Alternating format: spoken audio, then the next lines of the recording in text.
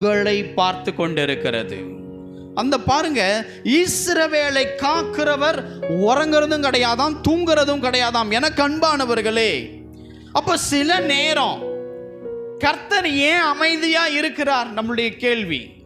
சில நேரம் கர்த்தர் தூங்கிட்ட மாதிரி நம்முடைய வாழ்க்கையில ஏன் நடக்குது? ஏன் அமைதியா இருக்கிறார்? ஏன் இவ்வளவு விஷயங்களும் தெரிந்தும் இதை சரி பண்ண மாட்டார்? நம்ம கத்துறோம், கதறோம், புலம்புறோம், ஏன் அவர் அமைதியா இருக்கிறார்? தூங்குனதை போல ஏன் காணப்படுகிறார்? நல்ல கவனிங்க. இதைத்தான் அந்த நாட்களிலும் அந்த படகிலே இயேசு கிறிஸ்து போய் கொண்டு இருக்கும் பொழுது அவர் போய் நல்லா அழகாய் படுத்து தூங்கி விட்டார். அந்த பாருங்க, ஒரு கடல் பெருங்காற்று ஒரு வந்து கடல் அலைகள் அப்படி அந்த படகை உடைக்கிற மாதிரி காற்று, பலமான காற்று, பலமான அலை அந்த படகுல மோதுகிறது. அப்ப சீஷர்கள் கேட்கிறாங்க,